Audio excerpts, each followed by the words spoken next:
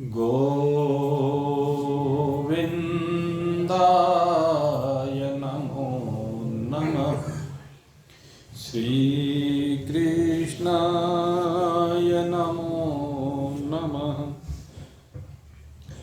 नारायणाय नमोस्तुते।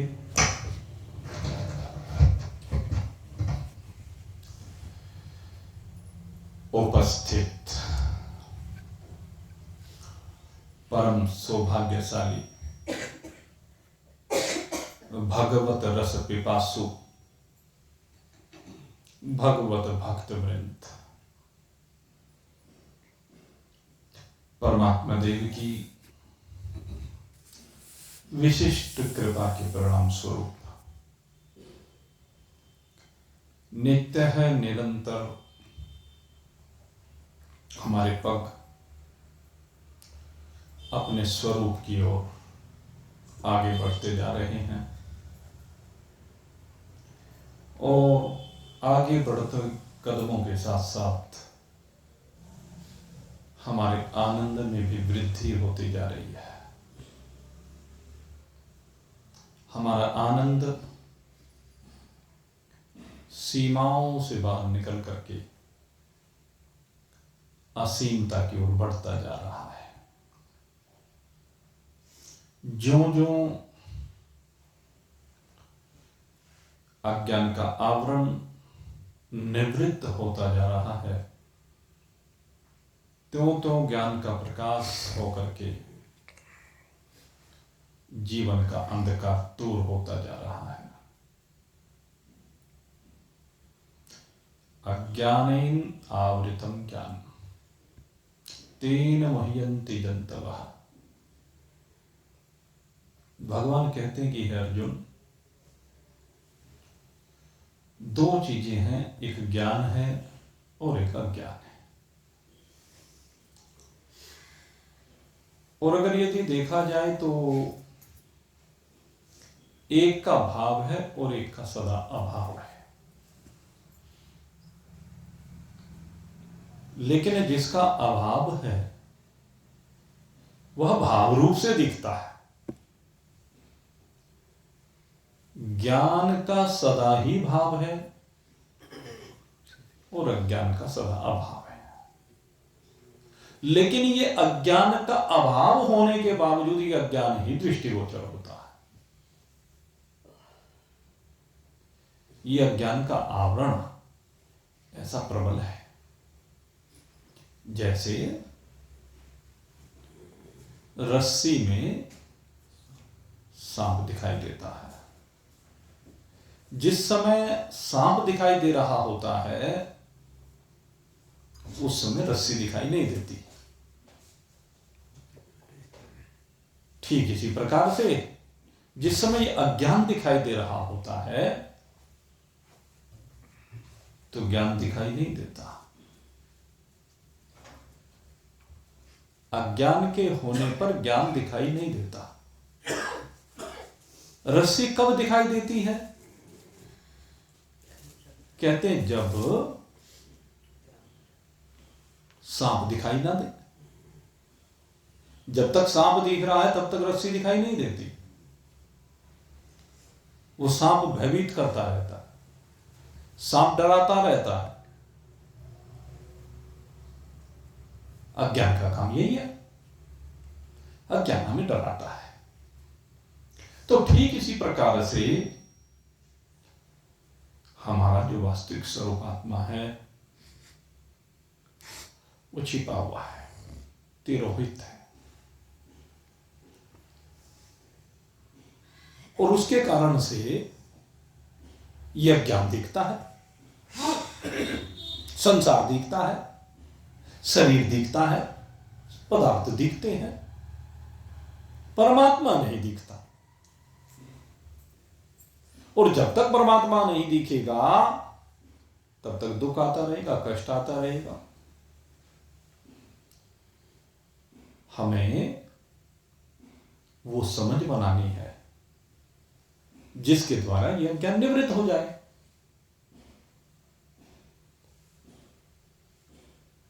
अज्ञान निवृत्त होने की समझ बनानी है। आज से बताया कि एक नया वर्ष प्रारंभ हो रहा है, हो गया 2024। तो नवीनता क्या है इसमें? कल के दिन में और आज के दिन में क्या अंतर है? जैसी यात्रा कल थी ऐसी यात्रा आज है। जैसा भोजन कल कर रहे थे ऐसे भोजन आज किया है। जैसे परिवेश में कल रह रहे थे उसी परिवेश में आज रह रहे हैं। जैसा ज्ञान कल था ऐसे ज्ञान आज है। तो फायदा क्या हुआ नववर्ष का? नववर्ष नवीनता का द्योतक है। ये नववर्ष जब नवीनता का द्योतक है तो नववर्ष में कुछ नवीनता होनी चाहिए, कुछ नव्य दिव्य अलौकिक होना चाहिए। और वो नव्य दिव्य अलौकिक क्या है कि सांप की निवृत्ति होनी चाहिए, अंधकार की निवृत्ति होनी चाहिए, अज्ञान की निवृत्ति होनी चाहिए। एक ये परिवर्तन होना चाहिए। परिवर्तन संसार का नियम है, हम रोज देखते हैं इस शरीर में भी और संसार के पदार्थों में भी रोज परिवर्तन हो रहा है। देखते हैं कि नहीं देखते हैं? संसार में और शरीरों में नित्य परिवर्तन हो रहा है।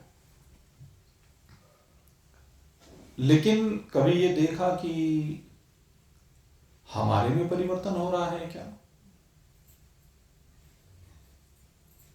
अब पहले तो हमारे को समझना पड़ेगा ना,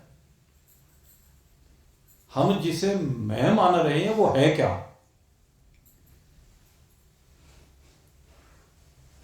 जिसको मैं मान रहे हैं वो मान किसको रहे? उसमें परिवर्तन की बात की जा रही है। अब मैंने भी आपसे परिवर्तन की बात की कल में और आज में।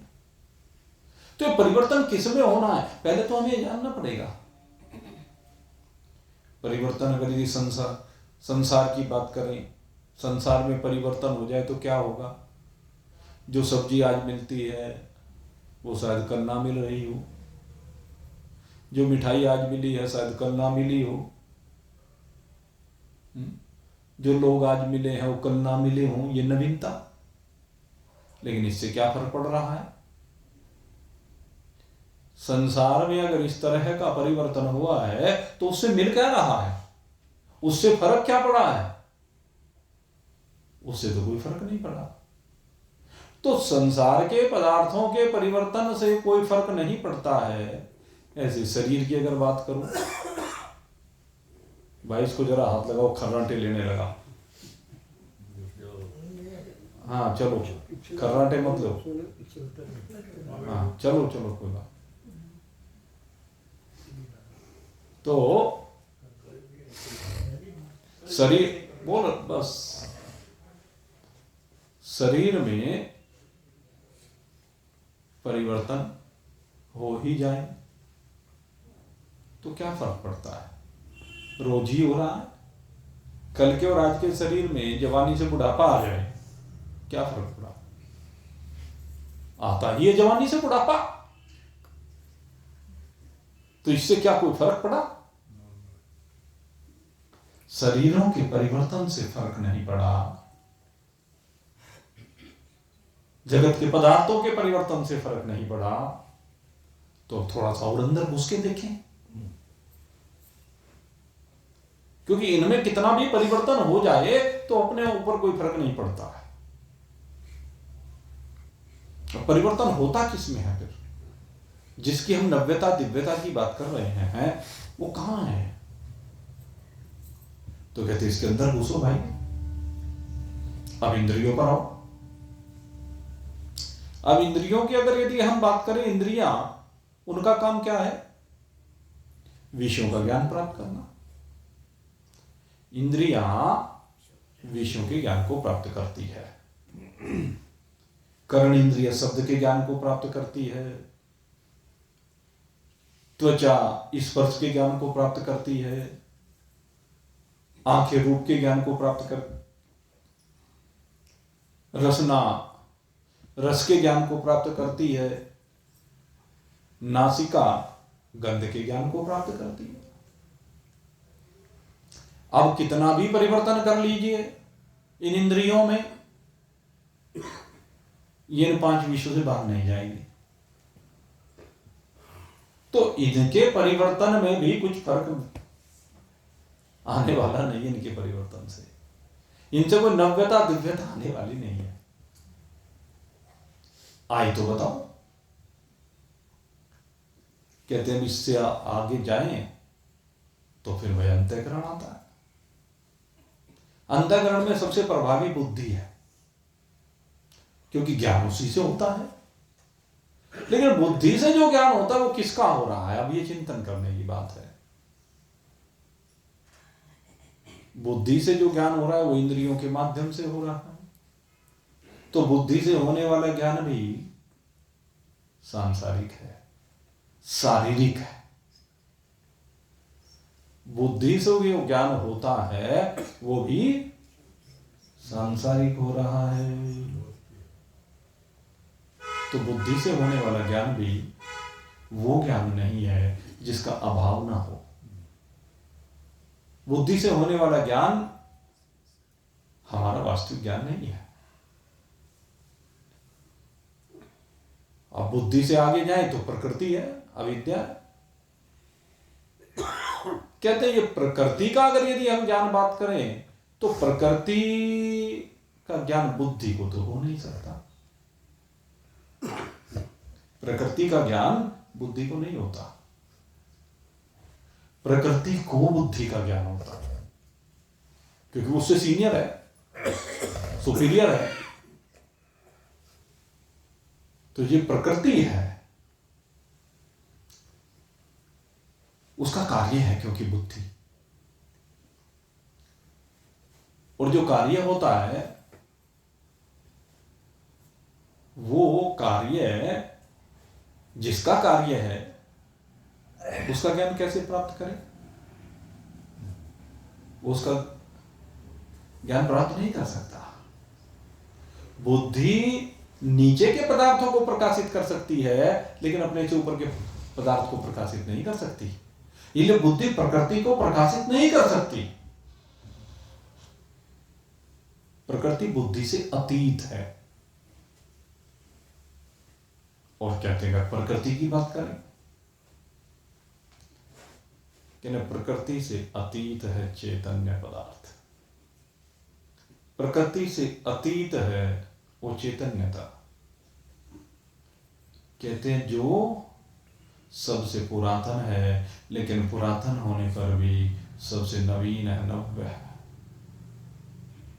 असली चीज ये है कि अब इसका ज्ञान कैसे हो? कि इसका ज्ञान तो सदा ही है। इसका ज्ञान सबको सदा ही है और है ही इसी का ज्ञान। लेकिन भूल से हम ये सोचते हैं कि बुद्धि का ज्ञान है, प्रकृति का ज्ञान है, संसार का ज्ञान है, पदार्थों का ज्ञान है। और इन सब का ज्ञान जो मानते हैं वो वास्तव में अज्ञान है। और जब वो अज्ञान निवृत्त होता है, अर्थात इन सब चीजों का ज्ञान निवृत्त हो जाता है, इन सब की जानकारी निवृत्त हो जाती है, तो एक ज्ञान ही रह जाता है। उसके अलावा कुछ रहता है, जो रहता है वही तू है, वही तेरी वास्तविकता है। तो वो अपने आप प्रकाशित है, वो स्वयं प्रकाश कहा गया। इसीलिए वो स्वयं प्रकाश है। जिस समय सूर्य नहीं निकला हुआ है, अंधकार है, और सूर्य प्रकाशित होता है तो अंधकार दूर हो जाता है। अगर देखा जाए क्या अंधकार सूर्य को ढक सकता है? क्या अंधकार की इतनी शक्ति सामर्थ्य है कि वो सूर्य को ढक सके? तो अज्ञानेन आवृतम ज्ञानम, ये जो कहा कि अज्ञान ने ज्ञान को ढक रखा है, अज्ञान की तो इतनी सामर्थ्य नहीं है। अंधकार की तो इतनी सामर्थ्य नहीं है कि वो सूर्य को ढक सके। फिर ये ढका हुआ किससे है, कैसी है? तो मेरे मित्रों, इस अज्ञान को जानना पड़ेगा। अज्ञान कहने का भाव क्या है? जिससे ज्ञान ढका हुआ है। तो कहते हैं ज्ञान जो है वो अज्ञान ज्ञान के अभाव का वाचक नहीं है। अज्ञान का मतलब ये नहीं कि ज्ञान का अभाव हो गया है, अपितु एक दूसरा बात यहां पर कह रहे हैं। क्या कह रहे? उल्टा। अज्ञान का अर्थ ज्ञान का अभाव नहीं है, क्योंकि ज्ञान का अभाव कभी नहीं हो सकता। ना सतो विद्यते भावो न भावो विद्यते सतः, न भावो विद्यते सत्तत्व का कभी अभाव हो ही नहीं सकता। तो अज्ञान का मतलब ज्ञान का अभाव नहीं है। अज्ञान के रहते हुए भी ज्ञान सदा रहता है। अज्ञान के रहते हुए ज्ञान सदा रहता है। सांप के होते हुए रस्सी सदा रहती है कि नहीं रहती है? रहती है। दिखती नहीं है, प्रकाशित नहीं हो पा रही है, भ्रांति बनी हुई है, और भ्रांति के कारण से रस्सी को सांप समझ लिया गया है। ठीक यही है। इसका मतलब ये है कि ज्ञान तो है वहां, सत्य तो है वहां, परमात्मा तो है वहां, लेकिन दीख दूसरे रूप में रहा है। रस्सी ही सर्प के रूप में दिख रही है। इसको कहते हैं विवर्त। आपके ध्यान हो, जब विचार सागर आपको पढ़ाया था तो वहां विवर्त समझाया था।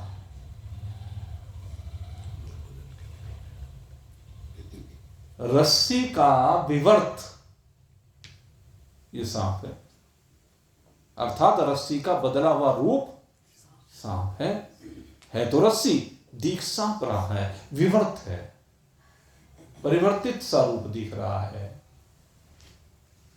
रस्सी कहीं नहीं गई। ऐसे ही मेरे मित्रों, ये सब कुछ परमात्मा ही है, लेकिन दीख शरीर रूप में रहा है, दीख संसार के रूप में रहा है, दीख ज्ञान इंद्रिय कर्मेंद्रियों के रूप में रहा है, दीख अंतःकरण के रूप में रहा है, दीख प्रकृति के रूप में रहा है। ये सब इसके विवर्त हैं। जैसे एक ही रस्सी कभी सांप दिखती है, कभी माला दिखती है, कभी लाठी दिखती है, ऐसे ही एक ही परमात्मा कभी मनुष्य दिखने लगता है शरीर रूप से, कभी इसकी इंद्रियां दिखने लगती हैं, सूक्ष्म शरीर में मन दिखने लगता है, कारण शरीर में प्रकृति दिखने लगती है, लेकिन है वो सदा परमात्मा ही। परमात्मा से भिन्न और वो कुछ नहीं है। इंद्रियों के रहते हुए, शरीर के रहते हुए, बुद्धि के रहते हुए, प्रकृति के रहते हुए भी परमात्मा सदा विराजमान है। परमात्मा कहीं आया गया नहीं है, परमात्मा कहीं आता जाता नहीं है। परमात्मा सदा रहता है, एक रस रहता है। बस फर्क यह है कि उस परमात्मा का ज्ञान उस काल में होता नहीं है। उस काल में परमात्मा का ज्ञान हमें हो नहीं रहा है।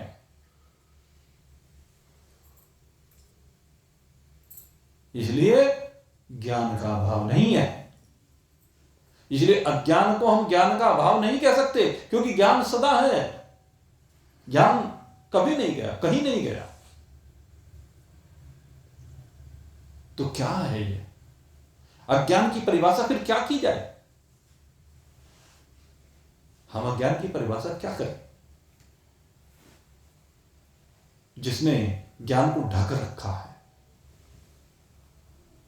कहते हैं अल्प ज्ञान। क्या है? कहते हैं ज्ञान अल्प है, अधूरा है, थोड़ा है। रस्सी में सांप दिखा, लाठी दिखी, माला दिखी, पंखा दिखा क्या कभी? पंखा दिखा किसी को? उससे मिलती जुलती सी वस्तु दिखाई दी। भ्रांति से जो दिखा वो क्या दिखा? मिलती जुलती सी वस्तु। कहीं वो पृथ्वी पर लाइन दिखाई दे गई कि कुदराज न पड़ी हुई हो, कभी लाठी दिखाई दे गई, कभी माला दिखाई दे गई, कभी सांप दिखाई दे गए। चश्मा दिखा गया किसी को? ट्यूबलाइट दिखेगा किसी को? सोचो। रस्सी में फ्रिज दिखा गया कभी किसी को? कूलर दिखा क्या? पंखा दिखा क्या? नहीं दिखा। इससे यह सिद्ध होता है कि अंधकार दोष के कारण, क्या है? अंधकार दोष के कारण या नेत्र दोष के कारण। दोनों बातें हैं ना। या तो हमारे नेत्रों में दोष है जिसके कारण रस्सी में सांप भास रहा है, या कमरे में अंधकार है, वहां उस स्थान पर अंधकार है जिसके कारण रस्सी सांप दिख रही है तो रस्सी, लेकिन उसका सही से ज्ञान ना होने के कारण से, उसका अल्प ज्ञान होने के कारण से उसमें उसका विवर्त रूप, उसका दूसरा सा बदला हुआ सा रूप दिख रहा है। उस ऐसी ही जैसे रस्सी का विवर्त रूप, ये रूप दिखाई दे रहे हैं, ऐसे ही परमात्मा के सारे रूप दिखाई दे रहे हैं। परमात्मा का अल्प ज्ञान होने के कारण से ये सब दिख रहा है। और जिस समय परमात्मा का ज्ञान हो जाता है, अगला मंत्र वही कह रहे हैं। अगले मंत्र में यही बात कही जा रही है कि जब परमात्मा का वास्तविक रूप दिखाई देने लगता, ज्ञानेन तु तद्ज्ञानम्, ज्ञानेन तु तद्ज्ञानम् येषां नासीत्मात्मनः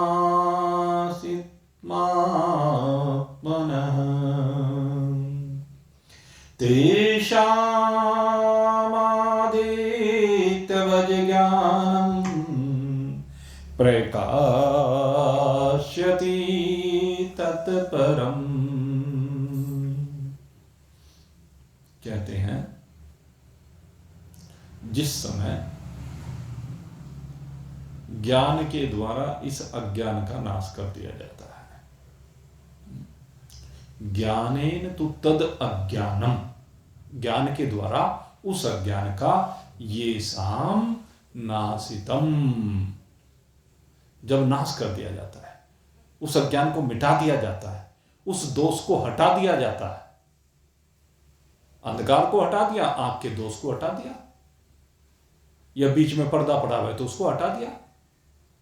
जब उसको हटा दिया जाता है तो जिस प्रकार से तेसाम आदित्यवज् ज्ञानम, जिस प्रकार से आदित्य का, सूर्य का प्रकाश सब कुछ दर्शा देता है, जब सूर्य का प्रकाश हो, तो उसी प्रकार से ये आत्मा का जब प्रकाश होता है उसमें फिर अज्ञान रहता नहीं है, अज्ञान का नाश हो जाता है। इस अज्ञान का नाश करने के लिए हमें समझ को बदलना पड़ेगा। तो परिवर्तन कहाँ करना है? नव्यता कहाँ लानी है? दिव्यता कहाँ लानी है? कहते इस जीव के भाव में परिवर्तन करना है, इस जीव की जीवता को हटाना है। कमी क्या है? कमी क्या हो रही है? कहते दो चीजें हैं। एक हम हैं और एक संसार है। और एक तो ये है कि हमने अपने को संसार में रख लिया, और एक ये है कि अपने में संसार को रख लिया। हम में और संसार में दो बातें। पहली बात तो ये है कि संसार के किसी अंश में हम अपने को रख लेते हैं, अर्थात हम संसार में घुस जाते हैं। मैं संसार में घुस गया, मैं संसार में मिल गया, मैं संसार रूप हो गया। एक बात तो ये है। अरे भाई यहां सोने के लिए आया क्या? इस तरह खर्राटे मत भरा करो यहां बैठ के।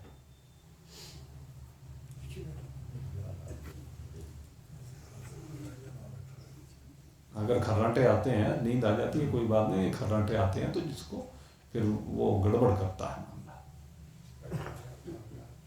बार बार वही बात होती है। चलिए, तो क्या चीज है? एक भाव तो यह है, संसार के किसी अंश में हम अपने आप को रख लेते हैं, मैंपने को रख लेते हैं संसार में। और दूसरी बात यह है कि संसार के किसी अंश को अपने में रख लेते हैं। संसार में अपने को रख लेना मैंपना, अपने में संसार को रख लेना मेरापना। यही दो गड़बड़ है। अपने को संसार में रखना, चाहे संसार में अपने को रखना। चाकू के ऊपर खरबूजा गिरे या खरबूजे के ऊपर चाकू गिरे, काम तो एक ही होना है। अपने को संसार मानो या संसार को अपना मानो, बात तो एक ही है। ये मैंपना और मेरापना। और इसमें ये जो मैंपना है ना, ये मैंपना झूठा मैंपना लिए कर रहे हैं यहां पर। समस्या ये है, झूठा मैंपना क्या है कि मैं संसार हूं, ये झूठा मैंपना है। मैं शरीर हूं, ये झूठा मैंपना है। बस इसी में परिवर्तन करना है। जीव की दृष्टि यही बदलनी है कि ये मेरे में जो मैंपना है, मैंपना तो सत्य है, मैंपना कभी नहीं जाता, मैं ही सत्य है। मैं कभी झूठा नहीं है। ये जो मैंपना है मेरे अंदर, ये झूठा होता है कि कभी? हर समय मैं करके ही बोलता है आदमी। ये मैं कभी नहीं जाती, क्योंकि मैं सत्यता है, मैं वास्तविकता है। और मैंपना कैसे दिखता है? मैंपना अपने अस्तित्व से दिखता है, अपने हैपने से दिखता है। सबसे पहले आप अपने में कल्पना करते कि मैं बालक हूं। मैं और हूं दोनों के बीच में बालक है। मैं किशोर हूं, बालक हटकर के किशोर रूप आ गया, मैं और हूं वही रहा। मैं हूं नहीं गया इसमें से। मैं जवान हूं, मैं प्रौढ़ हूं, मैं बूढ़ा हूं, मैं विद्वान हूं, मैं मास्टर जी हूं, है? मैं ज्ञानी हूं, मैं अज्ञानी हूं, मैं डॉक्टर हूं, मैं इंजीनियर हूं, मैं डीएम हूं, मैं महात्मा हूं, मैं भिखारी हूं। तो मैं हूं गया क्या कहीं भी? ये बीच वाले बदलते चले गए, बीच वाले आरोप हैं। मैं हूं सत्य है, मैं तो सदा हूं। और इस मैं हूं को एक और बात समझनी है कि ये जो मैं हूं ये सदा एक रस है। एक रस मैं हूं। बीच के भाव जो बदल रहे हैं वो मुझ में आरोप है। कभी सर्प का आरोप, कभी लकीर का आरोप, कभी लाठी का आरोप, कभी माला का आरोप। यही तो है। ये सारे मेरे में आरोप हो गए। मैं वास्तव में न बालक हूं, न बूढ़ा हूं, न जवान हूं, न प्रौढ़ हूं, न किशोर हूं। ये भाव मुझ में नहीं है। मैं आत्मा तो सदा एक रस हूं। मैं छोटा बड़ा होता ही नहीं, मैं मोटा पतला होता ही नहीं, मैं लंबा ठीकना होता ही नहीं, मैं काला गोरा होता ही नहीं, मैं ज्ञानी और अज्ञानी कभी होता ही नहीं। इसको भी समझ लेना, मैं न ज्ञानी हूं न अज्ञानी हूं। जब एक रास्ता आ जाती है तो न ज्ञान होता है न अज्ञान होता है। दोनों की निवृत्ति होकर के मैं बस अपने आप में अकेला विराजमान रहता हूं। ये विशेषता। तो ये असली विषय ये है, ये जो बीच की चीजें हैं इनको हटाइए। नव्यता ये है, दिव्यता ये है। जब इन भावों को आप हटा देंगे तो आप अपने आप ही प्रकाशित हो जाएंगे। इनके हटते ही प्रकाशन है। ये आरोपित भाव है, ये माने हुए भाव है, ये दूसरे के दिए हुए भाव है, ये मेरा वास्तविक भाव नहीं है। इन सब भावों को हटा करके मैं ब्रह्म हूं, इन भावों ने ब्रह्म को छुपा लिया। मैं ब्रह्म हूं की बजाय मैं बालक हूं आ गया। मैं ब्रह्म हूं के बजाय मैं जवान हूं, मैं बूढ़ा हूं, मैं किशोर हूं, मैं प्रौढ़ हूं, ये हूं वो हूं। मैं ब्रह्म हूं की जगह ये भाव आ गया। इन सब ने आकर के ब्रह्म को, अर्थात इन सब के अल्प ज्ञान ने, इन सब का ज्ञान क्या है? वो अल्प ज्ञान है। इन सब के थोड़े से ज्ञान ने बाकी सारे ज्ञान को छिपा दिया। मैं बहुत बड़ा डॉक्टर हूं, मेरे जैसा डॉक्टर कोई दूसरा नहीं, जो ऑपरेशन मैं कर देता हूं दुनिया के तख्ते पे कोई कर नहीं सकता। तो इस ज्ञान ने क्या छिपा लिया? वास्तविक ज्ञान को छिपा लिया। एक छोटा सा आरोप अपने में कर लिया, अपने आप को व्रत से सीमित कर लिया। हूं तो मैं महान, मैं तो परम ध्रुवम। मेरी वास्तविकता क्या है? मैं तो परम ध्रुवम, महान से महान हूं। इतना महान हूं कि अनंत कोटि ब्रह्मांड मुझ में तारों की तरह से टिमटिमाते हैं। अनंत कोटि ब्रह्मांड ऐसे हैं मेरे में जैसे शरीर में तिल होता। मेरी महानता इतनी है, इतना विशाल। मेरे लाखों करोड़ों भुजाएं हैं, लाखों करोड़ों सिर हैं, लाखों करोड़ों आंखें हैं, क्योंकि सब आंखों में मैं ही बैठा हूं। सब आंखों की ज्योति मैं ही हूं। सब पैरों की गमनशीलता मेरे से ही प्रकट होती है। सबके शीश मैं ही हूं, सबके मुख मैं ही हूं, सबके हाथ मैं ही हूं।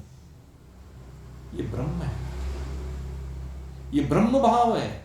और बाकी सारे के सारे अज्ञान भाव है, अल्प भाव है, अल्प समझ के भाव है, थोड़ी समझ के भाव है, मोटी बुद्धि के भाव है, इसे कह लीजिए।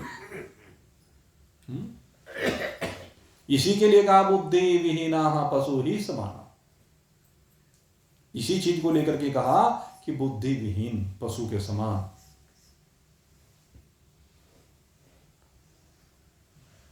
इसलिए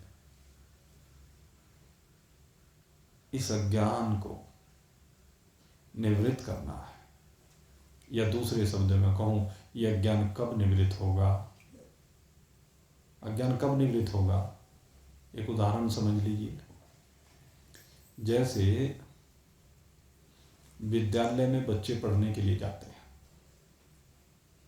और जब विद्यालय में बच्चे पढ़ने के लिए जाते हैं, वहां पर शिक्षक उनके ऊपर बहुत मेहनत करता है, समझाता है। मान लीजिए मैथमेटिक्स के टीचर हैं, और वो मैथमेटिक्स के टीचर बच्चों को पढ़ा रहे हैं। एक बच्चा वो बहुत बुद्धू है, अब होते ही मैथमेटिक्स में तो बुद्धू बच्चों की संख्या कोई गिनती होती नहीं। सबसे ज्यादा बुद्धू बच्चे मैथमेटिक्स में होते हैं, और सबसे ज्यादा होशियार बच्चे मैथमेटिक्स में होते हैं। ये बता दूं आपको, ये मैथमेटिक्स ऐसा सब्जेक्ट है जिसमें होशियार भी सबसे ज्यादा उसी में होते हैं और बुद्धू भी उसमें होते हैं। ये सब्जेक्ट की विशेषता है, अन्य सब्जेक्ट में ये विशेषता नहीं है। जीरो या हीरो।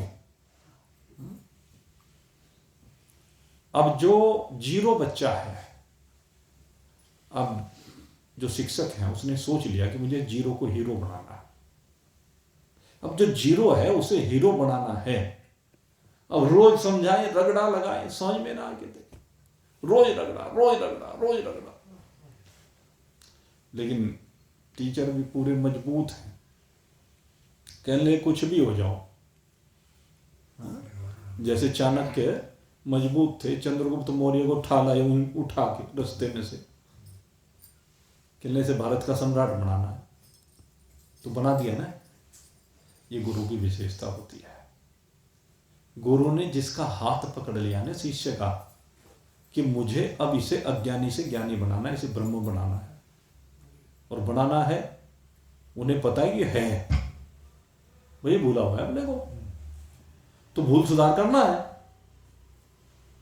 तो वो उसकी कमजोरियों को पकड़ना शुरू करते हैं। वो क्या करते हैं, एक क्वेश्चन को उसे लिख करके दे दिया, जब उसके कुछ समझ में नहीं आके देता तो एक क्वेश्चन को उसे लिख करके दिया और कहने लगे इस क्वेश्चन को तो 10 बार लिख करके दिखाना है, सोल्व करके दे दिया। अब सोल्व करके जब वो क्वेश्चन दिया तो फिर उसने लिखा, एक बार लिख करके लाया, देखे गुरुजी लिख दिया। अब देखा उसमें 4 गलती थी। कहना बेटे कोई बात नहीं, तूने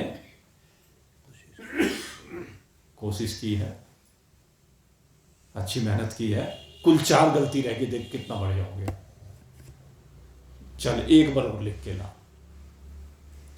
और होते होते 10 बार जब उसने लिखा तो 10 बार लिखने पर आखिर में जाके वो बिल्कुल ठीक लिख लाया। कहने लगा बेटा अब बगैर देखे लिख के लाओ। अब 10 बार तुमने देख करके लिखा है, अब बगैर देखे लिख के लाओ। अब एक बार तो सोचा, लेकिन फिर कहने लगा 10 बार लिख लिया, चलो कोशिश करके देखता हूं। उसमें फिर गलती करके लाया। कहने कोई बात नहीं, अब की बार बगैर देखे लिखा ना, देखिए हाँ यहाँ ये कमी रह गई, कोई बात नहीं, अब मैंने तुझे समझा दिया, दोबारा लिख के दिखा। फिर गलती, दोबारा लिख, फिर थोड़ी सी गलती, फिर चौबारा लिख, फिर एक आध गलती, और होते होते उसको 20 बार लिखवाया, और 20 बार लिखवाने में वो गलती रिमूव हो गई।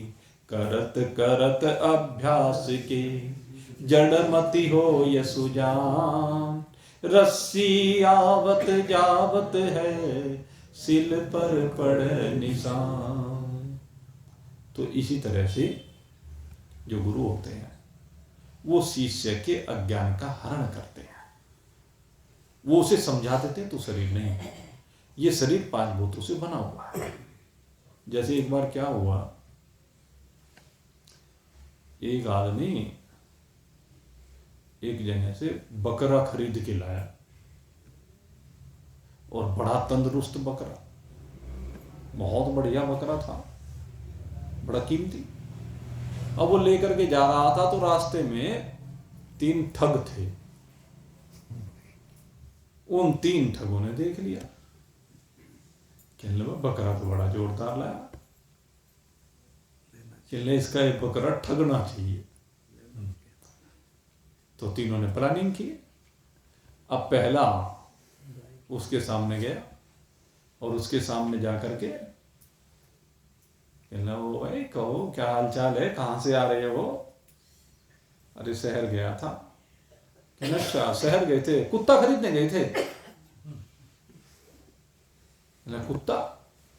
कहना हाँ हाँ, ये कुत्ता लेके आए हो क्या? देखें अरे बड़ी अच्छी नस्ल से का लग रहा है, पहाड़ी है क्या? अजीब पागल मिला है, बकरे को कुत्ता बता रहा है,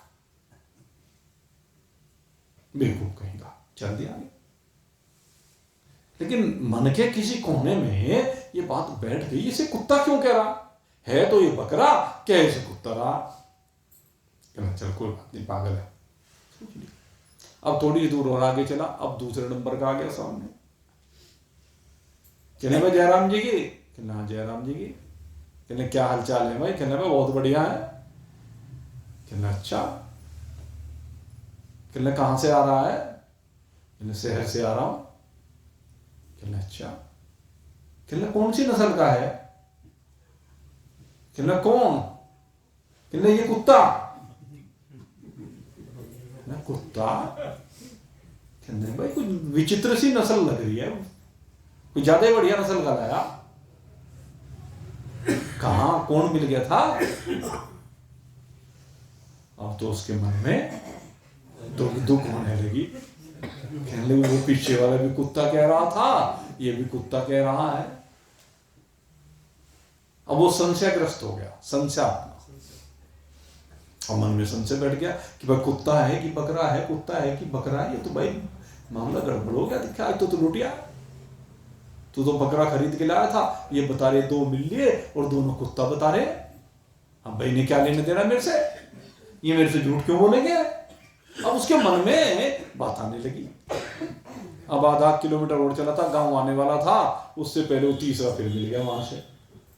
अब तीसरे महाशय जी मिले, कहना अरे भाई भोड़ू, कहना हाँ भाई, कहना कुत्ता पालने का मन है। कहना क्या मतलब, कहना ये कुत्ता तू जो लेके आया है इसे पालने का मन है, कि बड़ा सोना सा लग रहा। अब तो पक्का हो गया, कहने लगे भाई तो कुत्ता ही है। कहना माथे में हाथ मारने लगा, कहना तू तो लुटिया है, लाया था बकरा और मिल भेड़ दिया उसने कुत्ता। अब तो पक्का हो गया, तो मन उसका बदल गया। ऐसे ही हमारा मन बार बार हमें कह दिया गया तू जीव है, तू जीव है, तू जीव है, तू मरने वाला है, तू जीने वाला है, तू आने वाला है, तू जाने वाला है, तू बच्चा फिर बड़ा हो जाने वाला है, फिर बूढ़ा हो जाने वाला है, फिर मर जाने वाला है। बार बार ये पाठ पढ़ा दिया गया और इस पाठ को जब हमने पढ़ लिया तो हमें पक्का विश्वास हो गया कि मैं मरने वाला हूं, मैं जीने वाला हूं, एक लोक से दूसरे लोक में आने जाने वाला हूं। लेकिन जब कोई सदगुरु मिल जाए तो सदगुरु उसे बार बार फिर पढ़ाते हैं, अरे नहीं तेरे में कोई आना जाना नहीं है, तेरा आना जाना नहीं होता है, तेरा मरना जीना नहीं होता है। अरे ये जो भी कुछ है तो तेरे में भ्रम से दिखाई दे रहे हैं, ये तो सपना है, ये तो खेल है। तो जो अल्प ज्ञान उसको हो रहा था कि कभी बच्चा, कभी बूढ़ा, कभी जवान, ये अल्प ज्ञान है। पूर्ण ज्ञान होता तो एक होता, ये बदलने वाला रूप थोड़ा ना होता। देहिनो अस्मिन् यथा देहि कौमारं यौवनं जरा तथा देहांतर प्राप्तिर्धीरस्तत्र न मुह्यति। कहने लगे जितनी भी बातें हो रही हैं, ये सारी बदलने वाली हो रही। गुरु ने समझा कि ये सब बदलने वाला है, तू बदलने वाला थोड़ा है, तू तो सदा एक है, तू इनको देखने वाला है। बाल्यावस्था को तूने देखा, किशोरावस्था को देखा, जवानी को देखा, प्रौढ़ावस्था को देखा, वृद्धावस्था को देखा, और इस शरीर के जाने को भी देखेगा और फिर आने को भी देखेगा। तो इन सबके देखने वाला है, तू तो सदा इनमें रहने वाला उभय रूप से विराजमान है। तेरा भाव है, इन सब का भाव हो जाता है। एक अवस्था के रहने पर दूसरी अवस्था रहती नहीं है।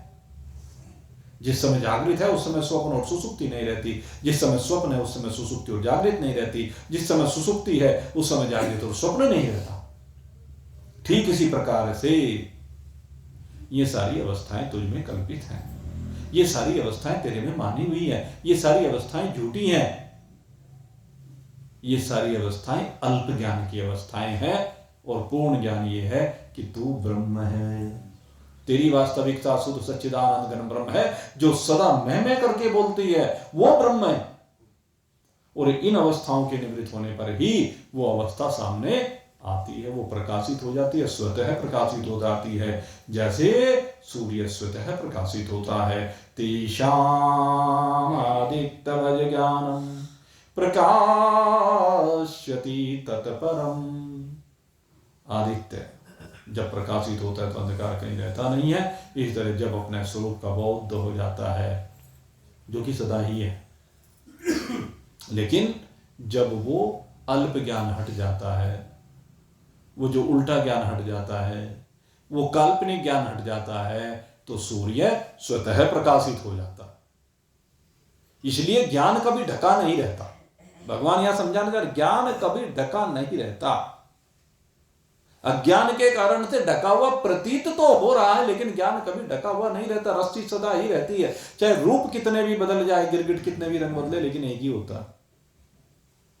उसी तरह से ब्रह्म एक ही है, बाकी इसको जिस नाम से भी तुम पुकारो, वे सारे अज्ञान है, अल्प ज्ञान है, नासमझी है, भूल है, कल्पना है, स्वप्न है, माने हुए हैं, परिवर्तनशील हैं, रहने वाले नहीं है। इसलिए इस वास्तविकता को समझो और आनंद मनाओ। आज के इस नव वर्ष पर आपको यही समझना है, यही नव्यता है, यही दिव्यता है, यही अलौकिकता है कि मैं ब्रह्म हूं। इन्हीं स्वभावों के साथ आज का सत्संग अब यहीं पर विश्राम को प्राप्त हो रहा है। बोलिए सच्चिदानंद भगवान की।